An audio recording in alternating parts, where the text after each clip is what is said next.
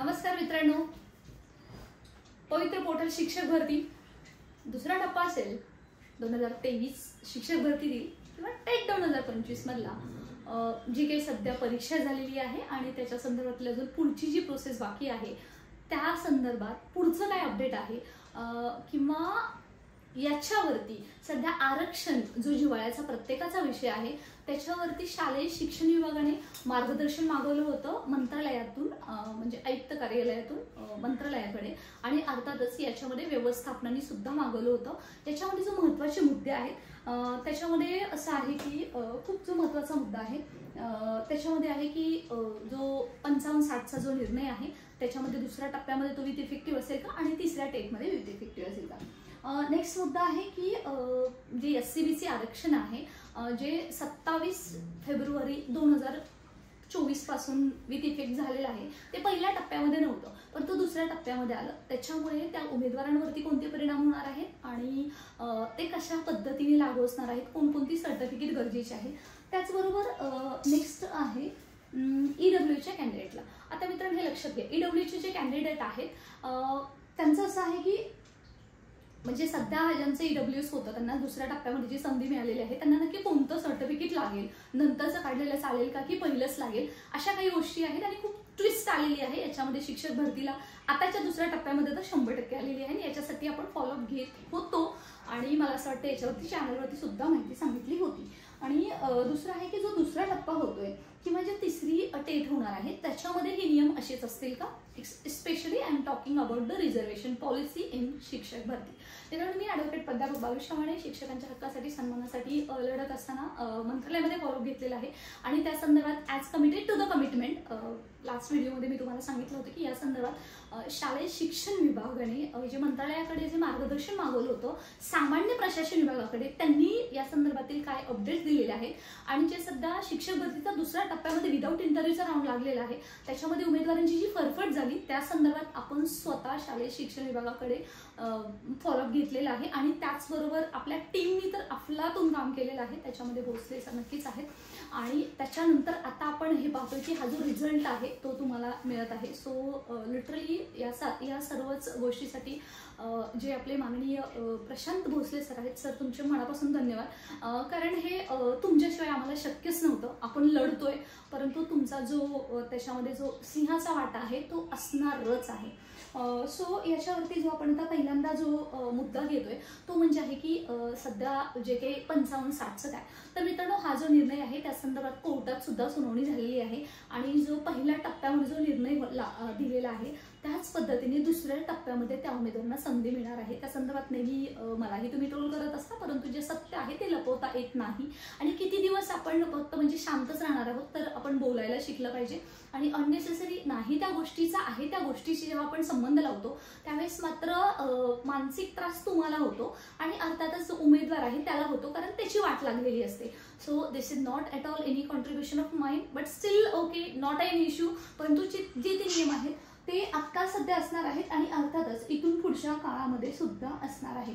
So मला असं वाटतं त्याच्यावरती अजून कोणतं हे नसलं पाहिजे. आणि अजून एक महत्त्वाचा जो विषय आहे तो म्हणजे जे काही सध्या हे फक्त दुसऱ्या ह्याच्यासाठी नाहीये, गरजेचं नाहीये, तर तिसरी डेट होणार आहे त्याच्यामध्ये सुद्धा असेच नियम असतील आणि या संदर्भात सुप्रीम कोर्टमध्ये सुद्धा उमेदवार जात आहे. तो पाहूयात त्याचा काही निकाल येतो. पण तो सध्या तरी 55-60चा जो निर्णय आहे तो बाइंडिंग आहे शिक्षक भरतीसाठी. जो दुसरा महत्त्वाचा मुद्दा आहे तो SCBC उमेदवारांसाठी मराठा आरक्षण 27 फेब्रुवारी 2024 पासून जे लागू झालेलं आहे आणि त्या संदर्भात सध्या विथ इंटरव्ह्यू जो राऊंड लागला दुसऱ्या टप्प्यामध्ये ते लावण्यात आलं. ॲक्च्युली इट इज थोडी फॉल्सिफिकेशन आहे. त्या आरक्षणामुळे खूप उशीर लागला, पुन्हा एकदा त्यांना संचमान्यता कराव्या लागल्या व्यवस्थापनांना आणि त्याच्यामुळे दुसऱ्या टप्प्याला सुद्धा उशीर झाल्याचं दिसतंय. परंतु ॲक्च्युली फॅक्ट काय आहे तर फॅक्ट अशी आहे की हा जरी उशीर लागला असला तरी सुद्धा हे पहिल्या टप्प्यामध्ये नव्हतं आणि दुसऱ्या टप्प्यामध्ये त्याच परीक्षेसाठी लावण्यात आलं. जसे की टप्प्याटप्प्यामध्ये कार्यक्रम केलेला आहे तसा उमेदवारांचा झालेला आहे. आज जे काही सध्याचं जे स्टेटस आहे त्यासाठी खरंच म्हणजे या उमेदवारांनी नक्की SCBC हवं आहे ते 2017चं चालेल का, 2019 EWS ते चालेल का, की आता जे आहे त्यांच्याकडे ते चालणार आहे, या संदर्भातील मार्गदर्शन हवं होतं. कारण जो विदाऊट इंटरव्ह्यूचा राऊंड लागलेला आहे 23च्या शिक्षक भरतीचा दुसऱ्या टप्प्यातील, त्याच्यामध्ये उमेदवारांना सध्या विथहोल्ड ठेवण्यात आलेलं होतं. त्या संदर्भात सध्या मार्गदर्शन पाठवण्यात आलेलं आहे आणि कोणताही उमेदवार असो त्याचं 2017चं असेल ते सुद्धा व्हॅलिड पकडण्यात येईल, 2022 असेल ते सुद्धा व्हॅलिड पकडण्यात येईल. फक्त सर्टिफिकेट इज मॅटर.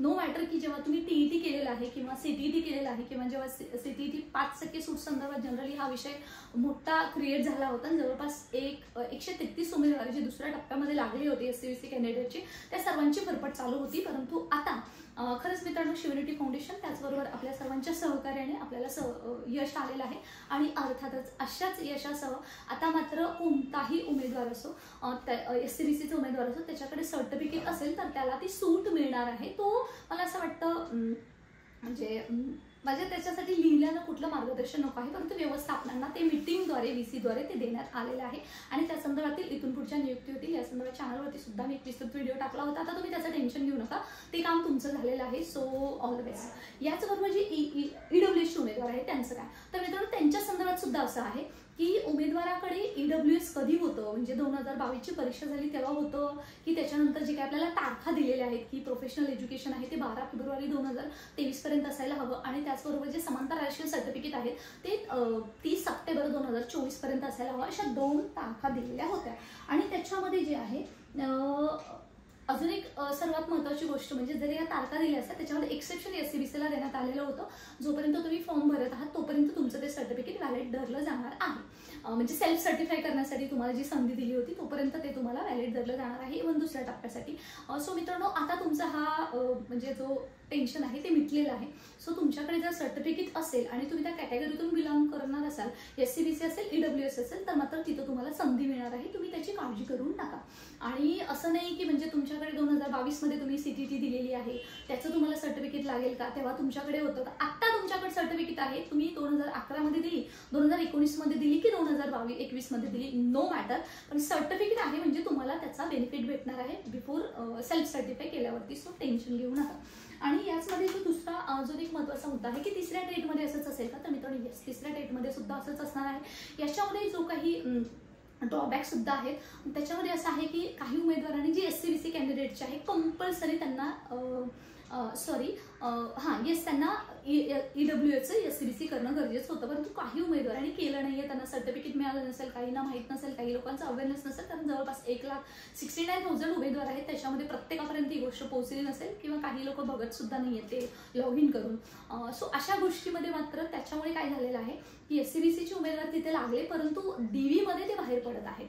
आणि जे आता तुम्हाला जे काही म्हणजे रिक्त जागा दिसत आहेत किंवा आपण पाहतोय की सध्या जे काही यादी लागलेली आहे लागत आहेत की जवळपास बऱ्याच व्यवस्थापनामध्ये इंटरव्ह्यू राऊंडमध्ये विदाऊट इंटरव्ह्यू राऊंडमध्ये बरेच कॅन्डिडेट अब्सेंट आहेत. त्याच्यामध्ये 5% तर असेच आहेत की हेच कॅन्डिडेट आहेत की त्यांना त्याचा फायदा झालेला नाही आहे आणि त्यांना म्हणजे लिटरली की म्हणजे त्यांचे लागला नंबर ते गेले सुद्धा पण DV मध्ये ते वाद पडत आहेत. सो असं नको व्हायला, यासाठी आपण शालेय शिक्षण विभागाकडे EWS उमेदवारांसाठी फॉलोअप घेत होतो. तर त्याच्यामधून आता जी यादी लागणार आहे त्याच्यामध्ये मात्र 0 एरर कशी नसेल याचा नक्कीच विचार केला जातोय. सो मित्रांनो तुम्ही SCBC असाल किंवा EWS असाल तुमच्यासाठी एक प्रॉपर प्लॅनिंगनी काम चालू आहे. सो काळजी करू नका.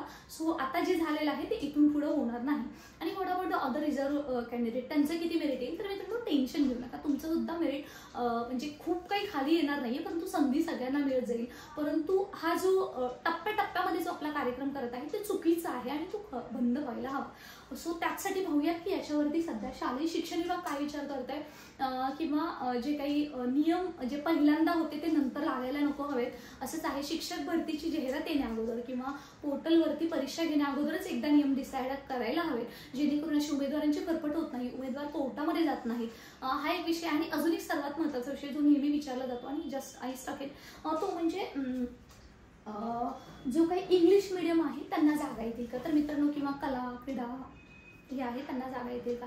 टेट 2025 मध्ये यांना नक्की जागा येतील. कला, क्रीडा, शारीरिक शिक्षण किंवा तेच आपण असं बोलूया की कार्यानुभव आणि त्याच्या संदर्भातले GS सुद्धा आहेत. फक्त एक संचुमाने त्याचा एकदा कोर्टातून निकाल लागला की तुमचा सुद्धा याच्यावरती होऊन जाईल. त्याच्यावरती कोर्टातून काय येते, दादा भुसे साहेबांनी सांगितलं की कोर्टाचा जो निर्णय असेल तो मला बांधील असेल. त्यामुळे आता अर्थातच त्यांनी कोर्टावर ढकलून दिलेला आहे. पाहूयात. मी लास्ट व्हिडिओमध्ये याच्याबद्दल व्यवस्थित सांगितलेलं आहे, एकदा तुम्ही ते पाहून घ्या जर तुमच्या मनामध्ये शंका असेल तर.